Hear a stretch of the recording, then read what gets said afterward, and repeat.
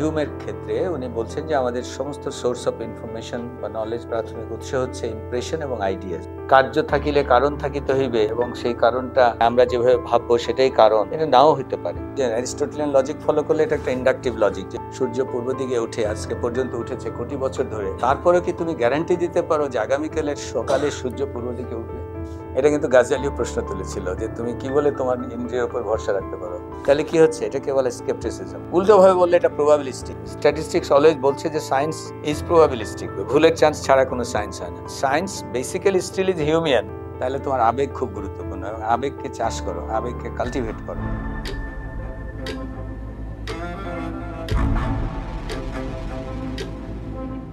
তো আসলে আমরা এখন যে পর্যায়ে আছি সেটা হচ্ছে এম্পিরিসিজম নিয়ে আলোচনা করছিলাম, এবং এম্পিরিসিজমের আমরা বার্কলে এবং লক গত 2 দিন আলাপ করেছি। আজকে হিউম আলাপ করব, কারণ এই ট্র্যাডিশনের 3 জন প্রধান ব্যক্তির নাম আমরা আলাপ করেছি। একজন হলো বার্কলে, লক এবং হিউম। আসলে 3 জনের চিন্তার মধ্যে অনেক মিল আছে, আমাদের টার্মিনোলজিগুলো যদি একটু ভিন্ন আছে। যেমন হিউমের ক্ষেত্রে উনি বলছেন যে আমাদের সমস্ত সোর্স অফ ইনফরমেশন বা নলেজ প্রাথমিক উৎস হচ্ছে ইমপ্রেশন এবং আইডিয়াস। হয়তো লকে ছিল সেন্সেশন অ্যান্ড আইডিয়াস। হ্যাঁ, তো এখানে আমরা পাচ্ছি ইমপ্রেশন অ্যান্ড আইডিয়াস, যে আমাদের সেন্সরি অর্গানে কোনো না কোনো ইমপ্রেশন প্রথম পেতে হবে, এবং সেই ইমপ্রেশনটা থেকে আমরা আসলে আইডিয়া ডেভেলপ করি। কিন্তু আমাদের দুটো ফ্যাকাল্টি আছে, যেটা হচ্ছে মেমোরি এবং ইমাজিনেশনের ফ্যাকাল্টি আছে।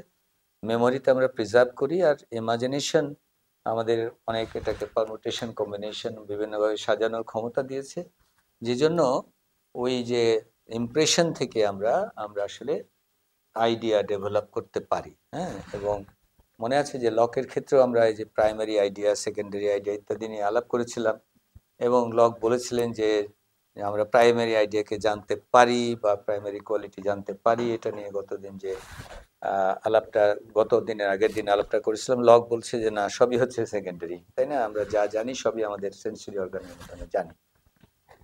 তো প্রাথমিকভাবে তারপরে এটাকে আমরা আসলে যা জানি তা আমাদের সাবজেক্ট সেটাকে আবার মডিফাই করে তার মতো করে সে জানে, আইডিয়া জানে।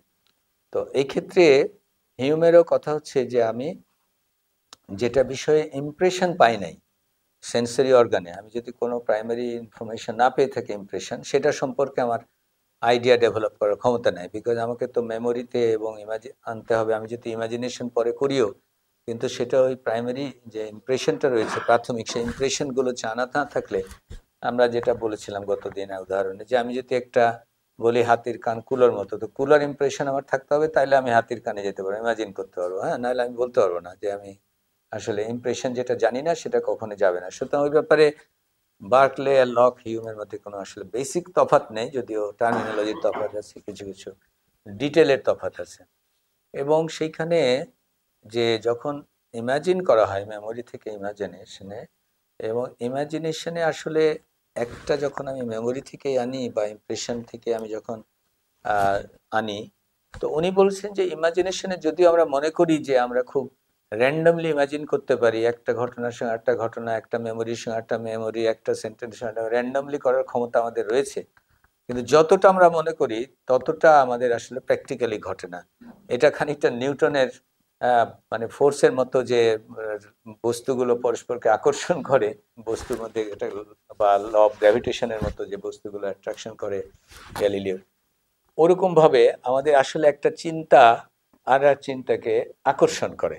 দেখা গেছে যে প্র্যাকটিক্যালি, তো উনি বলছেন যে হিউম্যান মানে তো এটা ট্রিটিজ অন হিউম্যান আন্ডারস্ট্যান্ডিং, তো হিউম্যান আন্ডারস্ট্যান্ডিং এমনই যে একটা চিন্তা আরেকটা চিন্তাকে আকর্ষণ করে। আমি একটা বন্ধুকে দেখলাম, ওই বন্ধুকে দেখার পরে আমার যখন ইন্টারমিডিয়েটে আরো বন্ধু, আমি তার সাথে পড়ালেখা করেছিলাম, অটোমেটিক্যালি ইন্টারমিডিয়েটে আরো বন্ধুর কথা মনে পড়ে যেতে পারে। হ্যাঁ, কেমন আরেকজনকে দেখলে আমার আরেকটা ঘটনা বলবে, বাল্যকালের ঘটনা, যেটা হয়তো এখনকার আনরিলেটেড, বা একটা ঘটনা ঘটতে দেখলাম মাঠে, ওইটা দেখে আমার হয়তো শিশুকালের একটা ঘটনা মনে পড়ে গেল। তো উনি বলছেন যে যদিও মনে হয় যে আমাদের থিঙ্কিং ইমাজিনেশন খুব র্যান্ডমলি অপারেট করে, তাহলেও কিন্তু আসলে দেখা গেছে যে একটা চিন্তা আরেকটা চিন্তাকে অ্যাট্রাক্ট করে, একটা থট একটা আইডিয়া আরেকটা আইডিয়ার মধ্যে এক ধরনের আকর্ষণের ক্ষমতা রয়েছে। হ্যাঁ, এবং সেই আকর্ষণের ক্ষমতাটাকে তিনি ধীরে ধীরে বলতেছেন যে যখন এরকম কনস্ট্যান্টলি একটা আইডিয়ার সঙ্গে জড়িত হতে শুরু করে, তখন আমরা এটাকে এক ধরনের এন্টিটি দেই, এক ধরনের নামকরণ তৈরি করি এবং সেটাকে ডিফাইন করি, করে সেটা আমরা একটা অবজেক্ট বানাই। এটা আমরা কনস্ট্রাক্ট করি, নট দ্যাট যে জগতে কি আছে সেটা বড় কথা না, আমার ওই আইডিয়াগুলোকে একভাবে কনস্ট্রাক্ট করি। আমার তখন ইনটিউটিভলি আইডিয়াগুলোর একটা আইডিয়ার সঙ্গে একটা আইডিয়া সংযুক্ত করি। আমি এখন ধরা যাক যে আমার রেডের ইমাজিনেশন এবং রাউন্ডের ইমাজিনেশন এবং একটা গন্ধের ইমাজিনেশন, অ্যাপল তৈরি করছি। অ্যাপলের আইডিয়া হলো, এখন অ্যাপলের আইডিয়া থেকে আমি সুইটনেসের আইডিয়া নিয়ে আসলাম। তাহলে অ্যাপল আর সুইট আমি কনস্ট্যান্টলি চিন্তা করতে করতে আমাদের একটা এই ধরনের একটা ঘটনা ঘটতে থাকে। আইডিয়াকে দিয়ে যে আমরা আরেকটা আইডিয়াকে আনছি, তার থেকে যে কনস্ট্রাক্ট করছি, তার মানে হলো ইন্ডিভিজুয়াল তার সেন্সেশন থেকে আইডিয়া করছে, সাবজেক্টিভলি সে কিন্তু করছে, করার পরে সেখান থেকে সে আইডিয়া থেকে আরেকটা আইডিয়াকে সংযুক্ত করে করে এক ধরনের, এটাকে উনি এক ধরনের, যেটা শর্ট অফ একটা ইনটিউশনও আছে এর মধ্যে, ইনটিউশন ওয়ার্ক করছে যে একটা আইডিয়ার সাথে একটা আইডিয়া যুক্ত করে আমি এক ধরনের তত্ত্বে যাচ্ছি। কিন্তু ওনার কথায় যে আমি এটা বলার পরে আমি এটাকে আবার ভ্যালিডেশন করার জন্য এক্সপেরিমেন্টেশনও যেতে পারি। হ্যাঁ, যে একটা আইডিয়া আরেকটা আইডিয়া তো এলো আমার মনে এলো, এটা কি ঠিক আছে যে আমি এখন এখানে এক ধরনের আওয়াজ পাচ্ছি, মনে হচ্ছে এটা বৃষ্টির আইডিয়া, তো ওখানে বৃষ্টির সাথে আমি যুক্ত করছি, তো দেখে আসি তো যে বৃষ্টি হচ্ছে কিনা।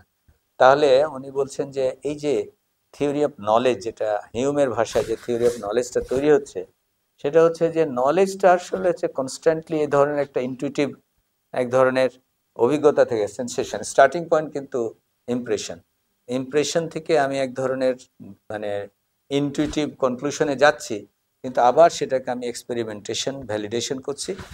তাহলে জ্ঞানের ভিত্তি হচ্ছে এই constantly intuitive, starting from impression and intuitive idea এবং তার এক্সপেরিমেন্টেশন আবার। হ্যাঁ, মানে এটাই হচ্ছে নলেজটা জেনারেট করে বাই দিস প্রক্রিয়া। এই যে প্রক্রিয়াটা জেনারেট করে, এই প্রক্রিয়াটার মাধ্যমে আমরা নলেজকে সিনথেসাইজ করি। মানে বিষয়টা হচ্ছে ইমপ্রেশন টু আইডিয়া, যেটা মেমোরি অ্যান্ড ইমাজিনেশনের কাজ করে। আইডিয়াগুলোর একটা পারস্পরিক এক ধরনের লজিক থাকুক আর না থাকুক, এক ধরনের পারস্পরিক একটা সঙ্গতির এসে যায়, আমরা সেটাকে একসাথে গ্রথিত করে আরেক ধরনের বৃহত্তর তত্ত্ব তৈরি করার চেষ্টা করি, কিন্তু সেটাকে আবার এক্সপেরিমেন্টেশন নিয়ে যাই, এক্সপেরিমেন্ট করলে ভ্যালিডেট করি, করলে পরে আবার সেটা থেকে নতুন যদি কোয়েশ্চেন থাকে নতুন কিছু তৈরি করি। এই যে নলেজের যে এই ভিত্তিটা, সেই ভিত্তিটাই হচ্ছে হিউমের থিওরি অফ নলেজের একটা ফান্ডামেন্টাল কথা, যে আমরা কি করে নলেজ উৎপন্ন করি। এটা বা বেসিক্যালি কিন্তু মানে বার্কলে লকের ওই আইডিয়া ইমপ্রেশন এখান থেকে আসছে, কিন্তু উনি হ্যাবিটকে, মানে ওই যে হ্যাবিট অফ কম্বাইনিং থটস, এটা একটা হ্যাবিটে পরিণত হয়। এবং সেই হ্যাবিটে আমার মনে হয় যাচ্ছে একটা কলিং বেল বাজলো, তো আমার নিশ্চয়ই একটা ভিজিটর এসছে, কথার কথা। এখন কলিং বেলটা কিন্তু শর্ট সার্কিট হয়েও বাজতে পারে, বা কেউ অন্য কোনো জন্তু এসে একটা অ্যাক্সিডেন্টালি একটা মানে অন্য কেউ এসে টিপ দিতে পারে, একটা কুত্তাও, ট্রেন কুত্তাও একটা কলিং বেল টিপে দিতে পারে, কথার কথা। কিন্তু আমার হ্যাবিট হয়ে গেছে ভাবা যেটা একটা মানে গেস্ট এসছে, হ্যাঁ ভিজিটর এসছে, কথা বুঝছো তো? এই হ্যাবিটটা আমাদের একটা মেন্টাল হ্যাবিটও তৈরি হয়। সো নলেজটা বেসিক্যালি আমি যখন সেই পর্যায়ে যাচ্ছে, উনি তখন বলতেছেন যে এই যে হ্যাবিটে একটার সঙ্গে কার্যকারণ সম্পর্ক আমরা করতে অভ্যস্ত হয়ে গেছি, যে এই কারণের জন্য এই কাজ হয়, কার্যকারণ সম্পর্ককে যে স্ট্যাবলিশ করছি, এটা একটা মেন্টাল হ্যাবিটও খানিকটা। মানে এটা নট দ্যাট যে সবসময় কার্য থাকিলে কারণ থাকিতে হইবে এবং সেই কারণটা মানে আমরা যেভাবে ভাববো সেটাই কারণ, এটা নাও হইতে পারে। কার্য কারণের এই সম্পর্কটাকে তিনি সহজভাবে নিতে চান না, এটা মেন্টাল হ্যাবিটেও উনি ভাবতে চান। তাহলে হিউমের থিওরি অফ নলেজটা কিন্তু মডার্ন যে সায়েন্স হাইপোথিসিস তৈরি করবে, এক ধরনের কম্বিনেশন অফ নলেজ, ইয়ে থেকে, অভিজ্ঞতা থেকে, এক্সপিরিয়েন্স থেকে, সেখান থেকে থিওরাইজ করবে, থিওরিকে আবার এক্সপেরিমেন্টেশন নেবে। So essentially Hume, Berkeley lock Hume আসলে মডার্ন সায়েন্সের একটা প্রক্রিয়াকে, যেটা অবজেক্টিভ সায়েন্স আর কি, সেটার প্রক্রিয়াটাকে বলছেন। এবং বলার পরে যেখানে উনি বলছেন যে দেখো, যতই আমরা বলি যে এই জন্য এই কার্যকারণ, এটা একটা আসলে মেন্টাল হ্যাবিট, যে হ্যাবিটটা আমরা আসলে তৈরি করেছি, এই হ্যাবিটটাকে আমরা আসলে যতই ক্রস চেক করি না কেন, আমরা রিজন দিয়ে কখনো বলতে পারবো না। কোথাও লেখা নাই যে ইহা কারণের জন্য ইহা কার্য। আমরা সাধারণত আগে যেটা ঘটে সেটাকে কারণ বলি, আর যেটা পরে ঘটে সেটাকেও কার্য বলি। হ্যাঁ, মানে ওইটার ইফেক্টটাকে। তো তো কার্যকারণ সম্বন্ধে আমরা বেঁধে দিই, কিন্তু আসলে রিজন কখনোই দেখে না যে ইহার সঙ্গে ইহা সুতা দিয়ে বাঁধা রইয়াছে, ইহা হইলে উহা হইবে। হ্যাঁ, এটা কখনোই লিঙ্কটা কখনো দৃশ্যমান না, অভিজ্ঞতা দিয়ে দেখে না, বুদ্ধি দিয়ে দেখে। তো বুদ্ধির মধ্যে ফাঁক থাকতেই পারে এবং রিজনিং এর মধ্যে ফাঁক থাকতেই পারে। এক রিজন দিয়ে এটা বললাম, তো পরে আরো দেখা গেল আমার রিজন ভুল ছিল, সেই রিজন দিয়ে দেখা গেল কার্যকারণ ঠিক বলি নাই, আমি এখন বলছি এই কারণে। আমরা যখন কোভিড এর সময় বলেছি যে প্রথমে এই হাত ধোয়া ছোঁয়া দিয়ে অনেক কিছু হয়, তার জন্য বাবা এই অ্যান্টিসেপ্টিক ওরা ব্যবসা করে নিয়েছে, প্রত্যেকটা মুছরে ধৌরে ইত্যাদি ওরা বিজ্ঞাপন দিয়ে প্রচুর ব্যবসা করে নিয়েছে। পরে দেখা গেল আসলে তার চেয়ে বেশি যায় বাতাসে। তো কার্যকারণ সম্বন্ধে আমরা রিজনিংও ভুল করি, অভিজ্ঞতাতেও ভুল করি। এবং অভিজ্ঞতাতে হিউম পরিষ্কারভাবে বলছে যে অভিজ্ঞতা দিয়ে তো আরো পারবা না রে ভাই, আরো পারবা না এই কারণে যে তোমার অভিজ্ঞতার সঙ্গে এক অভিজ্ঞতার সঙ্গে আর এক অভিজ্ঞতা লিঙ্ক করে যে তুমি বলবে। ধরো এক অভিজ্ঞতা দিয়ে তুমি বলতে পারছো যে ইহা ঘটিয়েছে, হ্যাঁ এতদিন, তো ইহা ঘটিয়েছে বলতে পারো, কিন্তু ইহা যে আগামী কাল ঘটিবে ইহা বলতে পারো না। এমনকি সূর্য এত বছর পূর্ব দিকে উঠিয়েছে বলিয়া তুমি গ্যারান্টি দিতে পারো না যে সূর্য আগামী দিন ঘটিবেই। তো ফ্রান্সিস বেকন আসলে এই প্রশ্নটা তুলেছিলেন, এবং থিওরি অফ ইন্ডাকশন আসলে এটাকে বলা ইন্ডাকটিভ। ওই যে অ্যারিস্টটলিয়ান লজিক ফলো করলে এটা একটা ইন্ডাকটিভ লজিক, যে এক্সপিরিয়েন্স থেকে কনক্লুশনে যাওয়া। তো ইন্ডাকশনের একটা মেজর প্রবলেম হলো তোমাকে একটা অ্যাজিউম করে নিতে হবে যে নেচার, এটাকে বলা ইউনিফর্মিটি অফ নেচার। হ্যাঁ, যে nature will be always uniform, যে আগে যা ইউনিফর্মিটি ছিল আগামীকালও সেই ইউনিফর্মিটি থাকবেই। নেচারের ইউনিফর্মিটি তুমি অ্যাজিউম করলেই কেবল এটা হবে যে আমার গতকালের সূর্য যেভাবে বিহেভ করেছে, আজকে যেভাবে বিহেভ করেছে, আগামীকালের সূর্য সকালে সে বিহেভ করবে। এটা কিন্তু গাজ্জালিও প্রশ্ন তুলেছিল যে তুমি কি বলে তোমার ইন্দ্রিয়ের উপর ভরসা রাখতে পারো। এটা কিন্তু ইমাম গাজ্জালিরও প্রশ্ন। হ্যাঁ, কাজে বি কেয়ারফুল, যে এটা কিন্তু আরো আগে এই প্রশ্নটা চমৎকার ভাবে এসছে গাজ্জালিতে। তো এনিওয়ে, বিষয়টা হচ্ছে যে না বুদ্ধি না অভিজ্ঞতা তোমাকে সিওরিটি দিচ্ছে যে তোমার কার্যকারণ সম্বন্ধ, তুমি ইমপ্রেশন পাচ্ছ এটা ঠিক, কিন্তু ইমপ্রেশনটা তুমি কি দিয়ে পাচ্ছ? তোমার মেন্টাল আইডিয়া দিয়ে তুমি এটা বুঝতে পারছো, ইমপ্রেশনটাকে আইডিয়ালাইজ করছো। তাহলে ওই যে লক বলেছিল যে প্রাইমারি আইডিয়াকে জানতে পারি, প্রাইমারি কোয়ালিটিকে জানতে পারি, হিউম কিন্তু বার্কলেও স্বীকার করে না, হিউমও স্বীকার করে না। হিউম বার্কলেও বলবে সবই সেকেন্ডারি, তোমার মনের রঙের মিশানো। হিউমও বলবে whatever you are knowing is coloured by your idea, is your imagination, is your memory দিয়ে, ইমাজিনেশন দিয়ে। তুমি কিন্তু অবজেক্টিভ কিছু জানো না ভাই, তুমি এইটাই যেহেতু অবজেক্টিভলি জানো না, তুমি এটাই যেহেতু আইডিয়া দিয়ে সেকেন্ডারি কোয়ালিটি, কার্যকারণ সম্বন্ধ যাই করছো সবই কিন্তু তোমার আইডিয়া দিয়ে করছো। এই আইডিয়াগুলো কিন্তু ফ্যাক্টে, নেচারে কার্যকারণ সম্বন্ধ কি আছে এটা জানে না। আর দ্বিতীয় কথা, এম্পেরিক্যালি তুমি তো ভ্যালিডেশন বলো, আজকে কি ঘটেছে, কালকে সকালে সূর্য পূর্ব দিকে উঠবে, এটা তুমি জানো না। তুমি এক্সপেক্ট করো, তুমি বিলিভ করো। কেন এক্সপেক্ট করো? ওই জন্য তুমি বাড়ি বানাইছো, ওই জন্য তুমি জানালা দিয়েছো পূর্ব দিকে, তুমি চাও যে সূর্য পূর্ব দিকে উঠুক, তোমার এক্সপেকটেশন, তোমার বিলিভ। নেচার ওইভাবে ইউনিফর্ম বিহেভ করবে এটা গ্যারান্টি দিতে পারো না, হয়তো করবে, তুমি সেজন্য বাড়ি বানিয়েছো, ঠিক আছে। এই জন্য কিন্তু পরে কিন্তু কেওস থিওরি বলবে যে সত্যি সত্যি হিউম যা বলেছে, নেচার ইউনিফর্মলি বিহেভ নাও করতে পারে কোনো সময় কোনো কোনো জায়গাতে। তাহলে এই যে ইউনিফর্মিটি অফ নেচার স্বীকার করলে তুমি একটা কার্যকারণ সম্বন্ধ করছো, কিন্তু হিউম বলতেছে যে তুমি এটাতে 100% শিওর হয়ে না ভাই, এটাতে সন্দেহের অবকাশ আছে। বিকজ তুমি তো এটা শিওরলিটি বলতে পারছো না, আজকের ঘটনা ঘটেছে হলে আগামীকাল ঘটবে এটা বলতে পারছো না। তাহলে কি হচ্ছে? এটাকে বলে স্কেপটিসিজম, যেটা সন্দেহ মানে বাদ থেকে যাচ্ছে, সন্দেহের অবকাশ থেকে যাচ্ছে। উল্টোভাবে বললে এটা প্রবাবিলিস্টিক, তুমি যে কনক্লুড করছো সেই কনক্লুশনটা, সিদ্ধান্তটা হচ্ছে একটা সম্ভাবনা। এই সম্ভাবনা বার্কলে, লক, হিউম থেকে আসছে। এই সম্ভাবনাকে আবার ম্যাথমেটিক্যালি যখন করা হচ্ছে পরবর্তীতে, এবং সেটা এই র্যাশনালিজম সেটার পত্তনও করেছে, যে বুদ্ধি দিয়ে জেনারেলাইজ করার পদ্ধতি সম্পর্কে কিছুটা দেকার্তে, লাইবনিজ বলেছে। কান্ট এটাকে আরো এগিয়ে নেওয়ার চেষ্টা করবে যে সায়েন্স কি দিয়ে হতে পারে।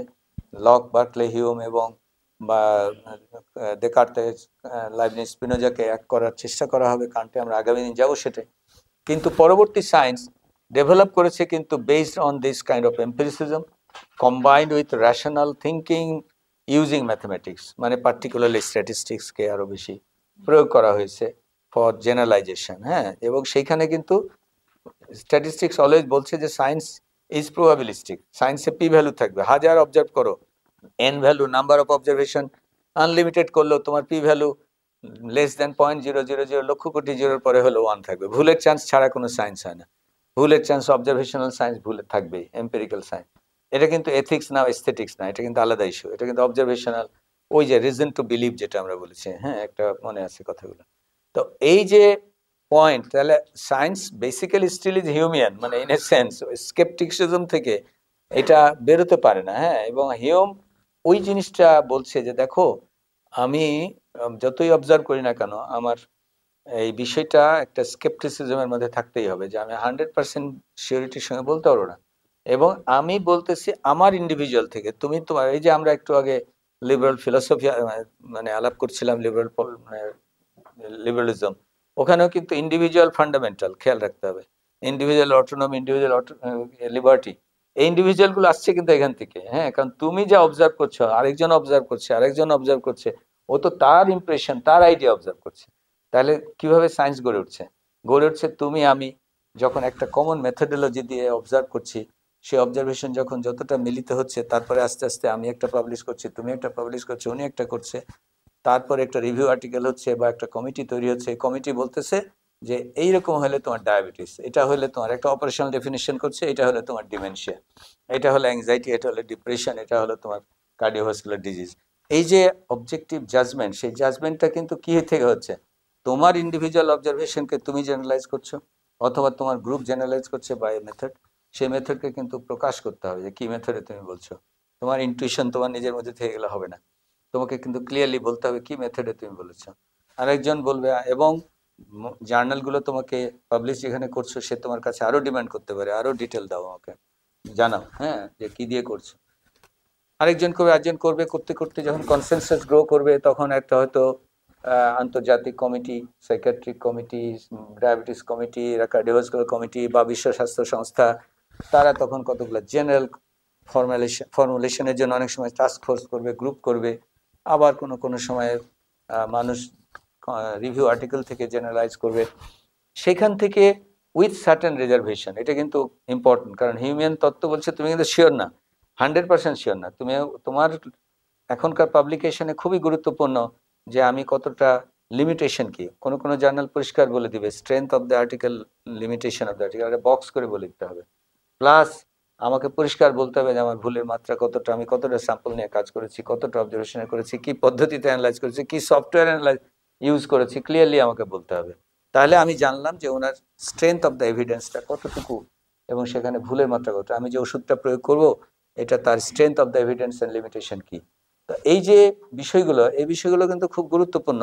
এগুলো হিউম তো এত ডিটেলে জানে, কিন্তু হিউমদের পদ্ধতি কিন্তু পরবর্তীতে আমাদেরকে সায়েন্সের মেথড, বিশেষ করে যখন আমরা যাব, মানে কান্ট এটাকে বিউটিফুলি সিনথেসাইজ করবেন, কিন্তু বেসিক্যালি পদ্ধতির গোড়াপত্তন কিন্তু লক, বার্কলে লকে, হিউম এসে পার্টিকুলারলি যে সায়েন্সের যে বেসিক কথাটা, যে কথাটা পরে স্ট্যাটিস্টিক্স, কম্পিউটারে সে স্ট্যাটিস্টিক্সকে অটোমেশন করেছে, ভিয়েনা সার্কেল এটা আরও ফিলোসফিক্যাল রূপ দিয়েছে, আমরা সেগুলোতে যাব সামনে। কিন্তু the great contribution which has been made by this empiricist, এবং হিউম ইজ অ্যান এক্সাম্পল। এবং পরে আমরা কান্টে যাব। কান্ট কিন্তু আমাদের এই যে এগুলো ছাড়াও, অবজেক্টিভ সায়েন্সের রূপ ছাড়াও, উনি আমাদের এথিক্স, আমাদের স্থেটিক্স সম্পর্কে অত্যন্ত মূল্যবান কথা বলেছেন। কিন্তু উনি কিন্তু নিজেই বলেছেন যে আমাকে ডগম্যাটিক স্লাম্বার থেকে জাগ্রত করেছিল হিউম, আমি নিদ্রামগ্ন ছিলাম, সেখান থেকে আমাকে হিউম জাগ্রত করেছে, because he has a major contribution. তো হিউম তাহলে একটা স্কেপটিক জায়গাতে পৌঁছালো, যে কারণে হিউমকে বা তাদেরকে পছন্দ করতেন না কার্ল মার্কস, এবং বিশেষ করে আমরা যখন লুডভিগ ফয়ারবাখে যাব, তখন দেখবো যে এই যে স্কেপটিসিজমকে তারা খুবই অপছন্দ করতেন। হ্যাঁ, মার্কসিজম বা any ideology will dislike this kind of thought, কারণ ইডিওলজির ফান্ডামেন্টাল হচ্ছে any ideology, religious, non religious, whatever is the ideology, সে তার একটা এন্ড পয়েন্ট বলবে, সেটা অ্যাবসলিউট এক ধরনের কনক্লুশনে যেতে চাবে। হ্যাঁ, মানে এই ধরনের স্কেপটিক পজিশন তারা লাইক করে নাই, আমরা সেটা আসবো কিছুদিনের মধ্যেই। তো হিউম বলতেছে যে আসলে কমপ্লিটলি স্কেপটিক আমরা, ও বলতেছে আমার এই যে তত্ত্ব সেটাও খানিকটা তুমি স্কেপটিজমের সঙ্গে গ্রহণ করো, যদিও আসলে বেসিক্যালি আমরা পরে দেখবো যে কতগুলো প্যারাডাইম স্কেপটিসিজমের ইস্যু না, অবজেক্টিভ জাজমেন্ট যেভাবে অবজেক্টিভ ইস্যু, এথিক্স যেমন না, ওটা অ্যানাদার জাজমেন্টের ক্রাইটেরিয়া। তো যাই হোক, কিন্তু উনি বলছেন যে দেখো আমি যত কিছুই বললাম, প্র্যাকটিক্যাল ফিল্ডে গেলে তো আমরা এটা খাই সন্দেহ করছি, ওটা খেলে আর সবসময় সন্দেহবান হয়ে তা চলি না, আমরা মানে খাই, আমরা মানে প্রকৃতি দেখি, আমরা চলি ফিরি, এক ধরনের কনফিডেন্স নিই, তো সবসময় তো মনের মধ্যে সন্দেহ বাতিকতা নিয়ে তো ওষুধ খাই না, হ্যাঁ ওষুধ তো একটা বিশ্বাস থেকে, ফেথ থেকে খাই, এটা ঠিক। হ্যাঁ, মানে nature of faith in science, এটা তারা পরিষ্কার বলে দিচ্ছে যে nature of faith in science, মানে সায়েন্সেও এক ধরনের ফেথ অপারেট করছে, এটা অস্বীকার করে জানলাম না যে সায়েন্সও এক ধরনের ফেথ অপারেট করছে। কিন্তু নেচার অফ ফেথটা কি? ফেথটা হচ্ছে যে কনসার্ন পিপলরা বলছে, যেটা ডায়াবেটোলজিস্টরা বলছে, ওটা সায়েন্টিস্টরা বলছে, ওটা সাইকোলজিস্টরা বলছে, ওটা সোশ্যাল ইকোনমিস্টরা বলছে। আমি হাজার বড় ইয়ে হই, টিচার হই, হাজার বড় আমি পলিটিশিয়ান হই, হাজার বড় আমি সমাজতাত্ত্বিক হই, সমাজ নেতা হই, আমাকে ওই ইকোনমিস্টের সাথে বলতে হবে, বিকজ আমি সব কিছু তার ডিটেল জানি না। কিন্তু যারা ক্রেডিবল ইকোনমিস্ট, ক্রেডিবল মানে doctor, credible engineer, credible psychologist, তাদের কথাতে আমি একটা শর্ট অফ ফেথ রাখছি। But the nature of faith is not absolute faith. আমাকে স্ক্রিনিং করতে জানতে হবে যে কোনো সোশ্যাল মিডিয়াতে আসলে কি এই ফেথটা আমার গ্রহণযোগ্য, যে কোনো পত্রিকায় এখন রিডার ডাইজেস্টে অজস্র কথা হলে কি আমি এটা গ্রহণ করবো, নাকি আমি সায়েন্টিফিক আমেরিকানা গ্রহণ করবো। এগুলো এখন বিশেষ করে এই যে লিটারেচারের অ্যাবসলিউট কি বলবো ফ্লাডিং এর যুগে আমাদেরকে এটা আবার স্ক্রিন করতে জানতে হবে যে কোন কোন মিডিয়া, কোন কোন ওয়েবসাইট, কোন কোন পদ্ধতিতে কারা কারা স্ক্রিন করে কারেক্ট ফেথটা, কার কাছে আমি বেশি ফেথফুল হব, কারটাতে হব না, কোনটাকে সন্দেহ দেখবো। এটা একটা বিরাট দায়িত্ব কিন্তু এখন, হ্যাঁ, কারণ বিশেষ করে এখনকার যুগে এটা কিন্তু ফ্লাডেড হয়ে গেছে, ইনফরমেশন ওভারলোড হয়ে গেছে, তাই না? তো সেই জায়গাটিতে হিউম বলতেছে যে দেখো, তুমি যখন প্রকৃতিতে যাচ্ছ, নেচারে যাচ্ছ, তখন কিন্তু তোমাকে কিছুটা মানে বিশ্বাসী হয়ে তুমি মুভ করছো। লাস্ট প্যারাগ্রাফটা এই জন্য আমি পড়ে শোনাই, ভেরি ইন্টারেস্টিং, হ্যাঁ, বুঝছো? হিউমের পরবর্তীতে যখন আমরা এস্থেটিক্স পড়বো, হিউমের এস্থেটিক্সেরও একটা পয়েন্ট এখানে আছে, এসে যায়। উনি বলছেন, উনি বা ওনার প্যারাফ্রেজিং যারা করেছেন, সামারাইজ করেছে, but nature prevents us from carrying out this skeptical attitude to its final destructive conclusion. মানে তুমি যদি হিউমকে ফলো করো, তাহলে তুমি এক ধরনের টোটাল সংশয়বাদী হওয়া ছাড়া তোমার উপায় নাই। কারণ ও তো যেটা বলছে তুমি এটা নাকচ করতে পারবে না। তো এটা তো অ্যাকচুয়ালি গাজ্জালিও বলেছিল। তোমাকে যখন বলছে যে সোফার নেচার এভাবে বিহেভ করেছে, সূর্য পূর্ব দিকে উঠে আজকে পর্যন্ত উঠেছে কোটি বছর ধরে, তারপরে কি তুমি গ্যারান্টি দিতে পারো যে আগামীকালের সকালে সূর্য পূর্ব দিকে উঠবে? There is no guarantee. হতেই পারে নেচারে, ইউনিভার্সে কোনো একটা অ্যাক্সিডেন্ট হয়ে গেল, সূর্য অন্য দিকে, তুমি যে পূর্ব দিকে জানালা করেছো, সেই জানালার কাজে লাগলো না, সূর্যের আলো খাওয়ার ইচ্ছা তোমার আর পূরণ হইলো না, হতে পারে না? তো ও যে বলতেছে, এটা কথা তো তুমি নাকচ করতে পারো না যে তুমি 100% শিওর তো সায়েন্সে, অবজেক্টিভ সায়েন্সে হতে পারবে না কখনো। এটা ওর রিজন দিয়ে হতে পারবে না, অবজারভেশন দিয়ে হতে পারবে না। তাহলে তুমি তো আসলে প্রকৃতিতে, ওনার লজিক তো ঠিক যে তুমি 100% স্কেপটিক, হ্যাঁ, হয়েই থাকতে হবে তোমাকে। তুমি খাওয়া দাওয়া যাই করবা, যেমন বার্কলে বলেছিল আইডিয়া খাও, আইডিয়া পান করি রাগ করে। আমি বলেছিলাম না যে কি বলে, ওই যে শেক্সপিয়ারের সময়, হ্যাঁ, যে ইয়ে বলেছিল, স্যামুয়েল জনসন আঙ্গুল থেতলে দিয়ে বলেছিল আই রিফিউট বার্কলে দাস, রেগে গিয়ে, হ্যাঁ, যে আইডিয়া খাই, আইডিয়া পান করি। ওটা তো তোমার ধরো মার্কসিস্টরা, মানে লুডভিগ ফয়ারবাখকে ধুয়ে দিয়েছে ওনাকে। লেনিনো 1908-এর বই যখন আমরা পড়বো, তখন দেখবো ম্যাটেরিয়ালিজম এন্ড এম্পিরিক্যাল ক্রিটিসিজমে মানে বার্কলের পক্ষের যারা, ওই যে লুডভিগ ইয়েকে, আনস ম্যাককে ধুয়ে দিয়েছে। আইডিয়া খাই, আইডিয়া পান করি আমরা, হ্যাঁ। তো আইডিয়া দেখো, লকও বলছে কিন্তু আইডিয়া আসলে আমরা পাই। ইয়েও বলতেছে, হিউমও বলতেছে যে তুমি যে ইমপ্রেশন পাচ্ছ, ইমপ্রেশন তো তুমি ফিজিক্যালি তোমার ইন্দ্রিয়ে পাচ্ছ, কিন্তু তুমি কাচ্ছ কি? তুমি এটাকে মেমোরিতে নিচ্ছ, নাড়াচাড়া করছো, ইমপ্রেশনটাকে সিম্পল থেকে কমপ্লেক্স ইমপ্রেশন করছো, স্বাদ গন্ধ রূপকে দিয়ে আপেল বানাচ্ছ, আপেল গাছ থেকে ছেড়ে দিলে পড়বে, তুমি আইডিয়াকে আইডিয়ার সঙ্গে বানাচ্ছ। So you are creating an idea by your mind. তুমি তো সেকেন্ডারি, তুমি তো প্রাইমারি জানছো না। এই সেকেন্ডারিকে তুমি যখন রূপ দিচ্ছ চিরকালীন, তা তো হবে না। তুমি তো ভাই অলওয়েজ প্রবাবিলিস্টিক।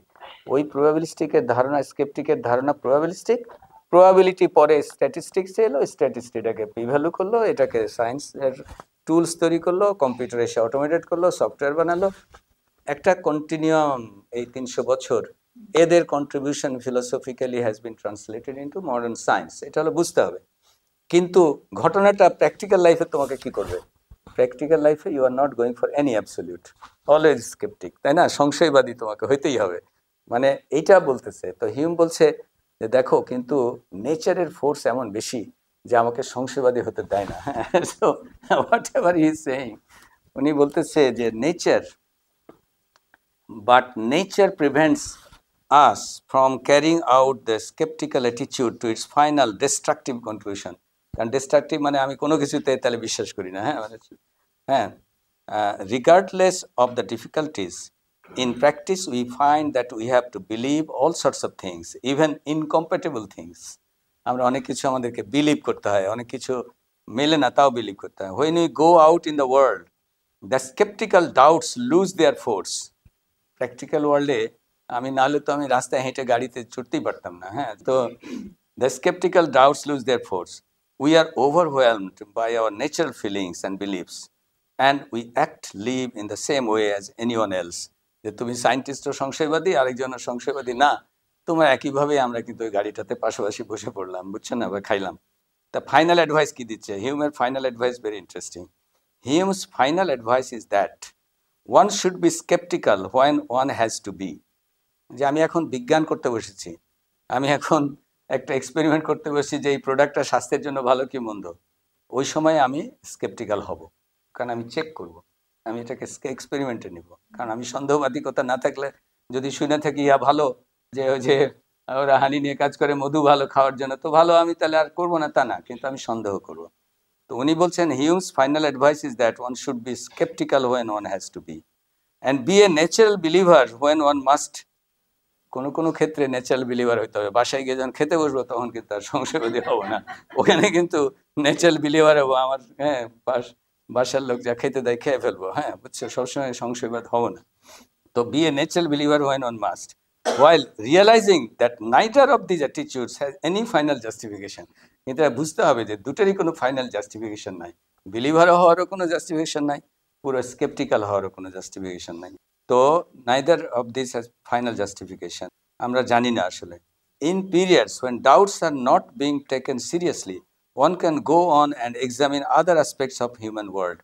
বলতেছে যখন তোমার ডাউট সিরিয়াসলি নাই তখন অন্য দেখো, অ্যাজ হিউম ডাজ ইন বুক 2, এটা তার ট্রিটিজ, আরেকটা বুকস 2 আছে, 3 আছে। Seek for laws about human passion, উনি আবেগকে খুব গুরুত্ব দিয়েছেন, ওই জন্য উনি কিন্তু আরেকটা বই এস্থেটিক্সে বলতেছেন যে অন্য সময়ে one of his findings in this regard is that reason is and ought only to be the slave of the passions. উনি কিন্তু আবেগ can be expressed in religion, in culture, in other activities, social activities, in literature, ওইটাকে কিন্তু উনি প্যাশনটাকে গুরুত্ব দিয়েছেন। তাহলে তোমার আবেগ খুব গুরুত্বপূর্ণ, এবং আবেগকে চাষ করো, আবেগকে কালটিভেট করো, এটাকে উনি উপদেশ দিচ্ছেন। The treatise has been a rich source of many contemporary views. The more এখানে এম্পেরিক্যাল যারা, তারা এই যে লজিক্যাল পজিটিভিজম আমরা যেটা পড়বো, ল্যাঙ্গুয়েজ লিঙ্গুইস্টিক, মানে মডার্ন ফিলোসফি একটা বড় অংশ জুড়ে human influence. Some of the psychological analysis of human belief and behavior has influenced the pragmatics and instrumentalists. The extreme skepticism and irrationalism, এটা বলা হচ্ছে নিও অর্থোডক্স থিওলজিয়ানস, যে বাবা এগুলো যখন নাই তাহলে তুমি এখন ঈশ্বরে বিলিফে চলে যাও, খামাখা এইসব জগতের এগুলো করতে এত ইনভেস্টিগেশন করে কোনো লাভ হবে না, because you can't get any truth, final truth পাচ্ছ না। সো এই কিন্তু এটা as a treatise of it is for these reasons that a treatise of human nature is regarded by many as perhaps the best philosophical work in the English language. The English language is one of the best philosophical work হিসেবে অনেকেই তাকে চিহ্নিত করে, এবং আমরা তার গুরুত্ব আগামী দিনও কান্টে গিয়ে শুনবো যে তাকে ডগম্যাটিক স্লাম্বার থেকে হিউম জাগ্রত করেছেন। Kant is one of the greatest philosophers in this world. মানে স্কেপটিক্যাল, সংশয়বাদী, এক ধরনের অ্যাগনস্টিক পজিশন কেন তৈরি হয়েছে হিউমে, সেটা তোমরা শুনলে। তো আমরা আজকে শেষ করি।